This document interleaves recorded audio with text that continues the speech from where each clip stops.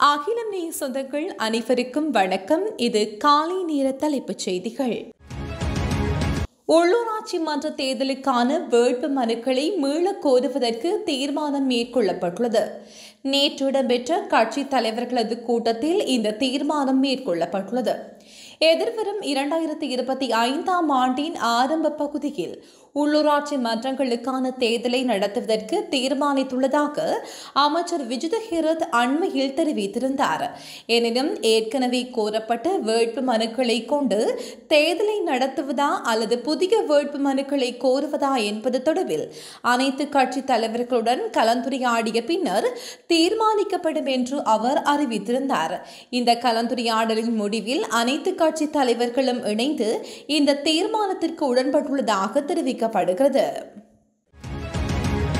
அனர்த்த முகாமைத்துவ நிறுவன கட்டமைப்புகளை வலுப்படுத்துவது மாத்திரம் போதாது எனவும் தீர்வுகளை அடிமட்டத்திற்கு கொண்டுவர முயற்சிகள் மேற்கொள்ளப்பட வேண்டும் எனவும் ஜனாதிபதி அனுரகுமார திசாநாயக்க தெரிவித்துள்ளார். அத்துடன் உள்ளூராட்சி நிறுவனங்களை பலப்படுத்தி அச்சுறுத்தல் காணப்படும் பிரதேசங்களில் ஏற்படும் அனர்த்தங்களை தடுப்பதற்கு புதிய தீர்வுகள் வழங்க வேண்டும் எனவும் அவர் குறிப்பிட்டுள்ளார். பாதுகாப்பு பிரதி அமைச்சர் அருண ஜெயசேகர தனது கடமைகளை பொறுப்பேற்றுக் கொண்டுள்ளார். இந்த நிகழ்வில் கலந்து கொண்டு கருத்துரைக்கும் போதே ஜனாதிபதி அனுரகுமார திசாநாயக்க இதனை தெரிவித்ததாக ஜனாதிபதி ஊடக பிரிவு வெளியிட்டுள்ள அறிக்கையில் குறிப்பிடப்பட்டுள்ளது. சீன கம்யூனிஸ்ட் கட்சி மத்திய குழுவின் சர்வதேச திணைக்கள உப அமைச்சர் சன் ஹைனர் தலைமையிலான சீன தூதுக்குழு நேற்று ஜனாதிபதி அலுவலகத்தில் ஜனாதிபதி அனுரகுமார திசாநாயக்கவை சந்தித்துள்ளது. ஜனாதிபதி அனுரகுமார திசாநாயக்கவின் தலைமையில் இலங்கையுடன் நெருக்கமான ஒத்துழைப்புடன் செயல்பட சீனா தயாராக இருப்பதாகவும் உப அமைச்சர் தலைமையிலான குழுவினர் ஜனாதிபதியிடம் தெரிவித்தனர். சீனா மற்றும் இலங்கை ஆகிய இரு நாடுகளின் அபிவிருத்தி வாய்ப்புகள் குறித்து இங்கு கவனம் செலுத்தப்பட்டதுடன் இரு நாடுகளுக்கும் இடையே பரஸ்பர நன்மை பயக்கும் நீண்டகால ஒத்துழைப்பை வேலை திட்டத்தை ஏற்படுத்துவதன் முக்கியத்துவம் குறித்தும் கலந்துரையாடப்பட்டுள்ளது.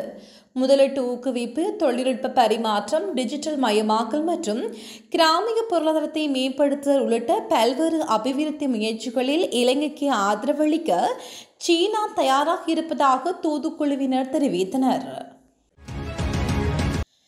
சர்ச்சைக்குள்ளான புலமை பரிசில் பரீட்சை தொடர்பான அரசாங்கத்தின் நிலைப்பாட்டை வரும் டிசம்பர் மாதம் 2ஆம் தேதி உயர்நீதிமன்றத்திற்கு அறிவிக்க தேவையான நடவடிக்கைகளை மேற்கொள்ள உள்ளதாக கல்வி அமைச்சு அறிவித்துள்ளது.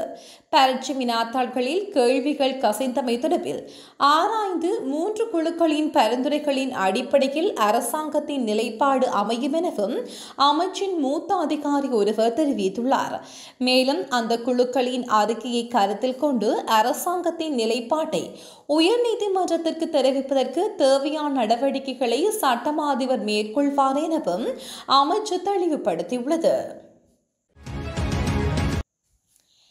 இலங்கைக்குள் வாகனங்களை இறக்குமதி செய்வதில் மேலும் தாமதம் ஏற்பட்டுள்ளதால் பயன்படுத்திய கார்களின் விலைகள் தொடர்ந்தும் அதிகரித்து வருகின்றதாக தெரிவிக்கப்படுகிறது.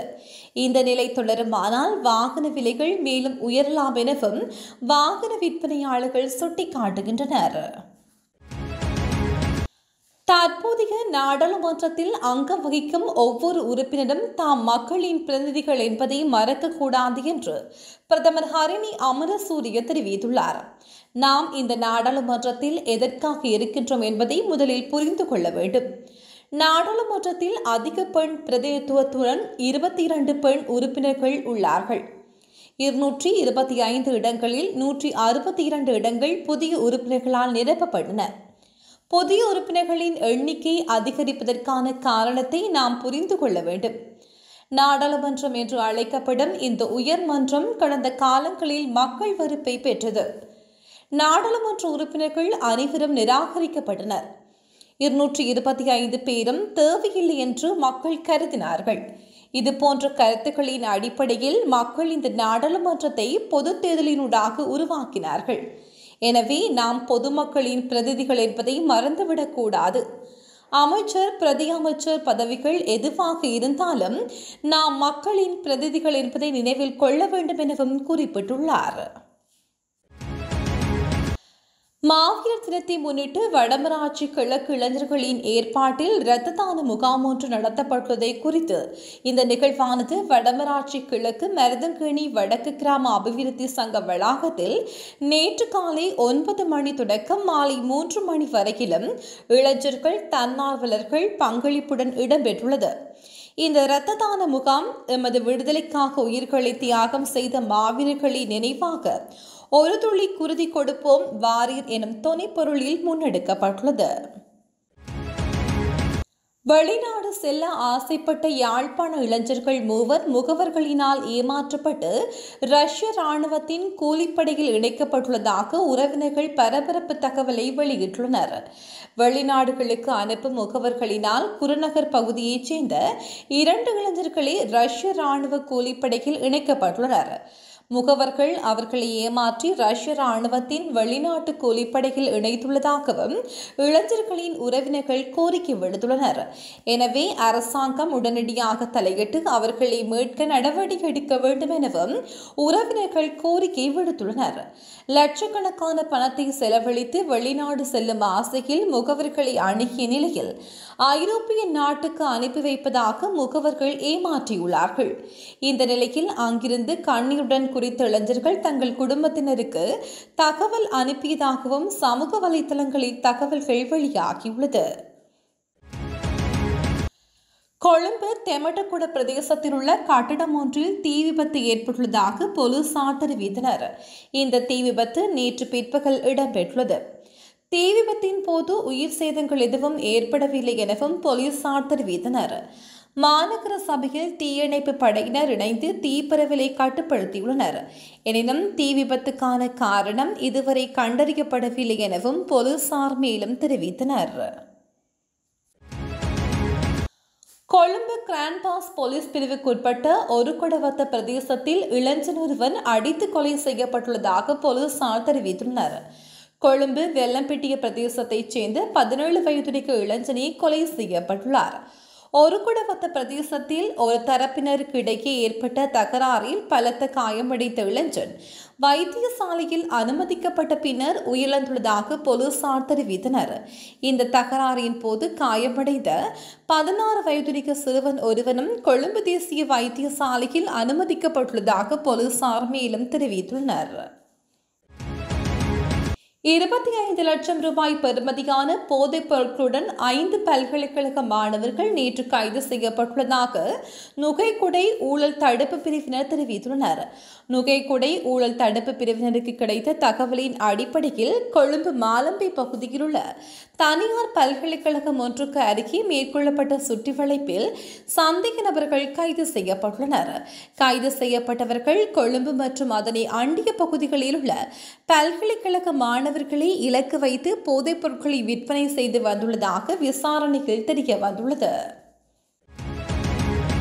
மன்னார் மாவட்டத்தில் இருந்து மீனவர்களை மறு அறிவித்தல் வரும் வரை கடற்தொழிலுக்கு செல்ல வேண்டாம் என மன்னார் மாவட்ட அரசாங்க அதிபர் கானா கணேஸ்வரன் தெரிவித்துள்ளார். மன்னார் மாவட்டத்தில் குறைந்த தாளமுக்கம் காரணமாக ஏற்படவுள்ள அனர்த்தங்களை தடுக்க முப்படையினர் போலீசார் மற்றும் திணைக்கள அதிகாரிகள் தயார் நிலையில் உள்ளதாகவும் அவர் குறிப்பிட்டுள்ளார். மன்னார் மாவட்டத்தில் தொடர்ச்சியாக பெய்து வரும் கனமழை காரணமாக மன்னார் மற்றும் நானாட்டான் பிரதேச செயலாளர் பிரிவுகளில் அதிகளவான மக்கள் பாதிக்கப்பட்டுள்ளனர். குறைந்த தாளமுக்கம் காரணமாக மன்னார் மாவட்டத்தில் 400 மில்லிமீட்டர் மழை வீழ்ச்சி வரை கிடைக்கும் எனவும் எதிர்பார்க்கப்படுகிறது.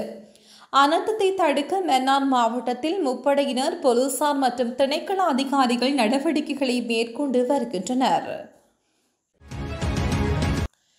6 மாவட்டங்களுக்கு விடுக்கப்பட்டிருந்த மண் சரிவு அபாய எச்சரிக்கை மேலும் 24 மணித்தியாலங்களுக்கு நீடிக்கப்பட்டுள்ளது. தேசிய கட்டட ஆராய்ச்சி நிறுவனம் இதனை அறிவித்துள்ளது. பதுளை, காலி, கேகாலை, மாத்தறை, நுவரெலியா மற்றும் ரத்தினபுரி ஆகிய மாவட்டங்களுக்கே இவ்வாறு மண் சரிவு அபாய எச்சரிக்கை நீடிக்கப்பட்டுள்ளது. திருகோணமலையில் நிலவும் சீரற்ற காலநிலையின் காரணமாக இதுவரை சுமார் 86 குடும்பங்களைச் சேர்ந்த 291 பேர் பாதிக்கப்பட்டுள்ளதாக திருகோணமலை மாவட்ட அனர்த்த முகாமைத்துவ நிலையம் தெரிவித்துள்ளது. தொடர்ச்சியாக பெய்து வரும் கனமழையினால் தாழ்நில பகுதிகளில் வெள்ளம் நீர் புகுந்துள்ளதுடன் பாதிக்கப்பட்டவர்கள் குறித்த பகுதிகளில் உள்ள பாடசாலையில் தங்க வைக்கப்பட்டுள்ளனர். எதிர்வரும் 36 மணித்தியாலங்களில் வடக்கு மாகாணத்திலும் திருகோணமலை மாவட்டத்தின் சில இடங்களிலும் 150 மில்லிமீட்டர் மழை வீழ்ச்சி எதிர்பார்க்கப்படுகிறது. வளிமண்டலவியல் திணைக்களம் விடுத்துள்ள புதுப்பிக்கப்பட்ட அறிக்கையில் இந்த விடயம் குறிப்பிடப்பட்டுள்ளது. மத்திய வடமத்திய ஊவா மாகாணங்களிலும் மட்டக்களப்பு மற்றும் அம்பாறை மாவட்டங்களின் சில இடங்களில் 100 மில்லிமீட்டர் மழை வீழ்ச்சி பதிவாகக்கூடும் என அந்த அறிக்கையில் தெரிவிக்கப்பட்டுள்ளது. இதேவேளை நிலவும் சீரற்ற வானிலை காரணமாக நாட்டின் பிரதான 16 குளங்கள் பெருக்கெடுத்து வருவதாகவும் நீர்ப்பாசன திணைக்களம் தெரிவித்துள்ளது.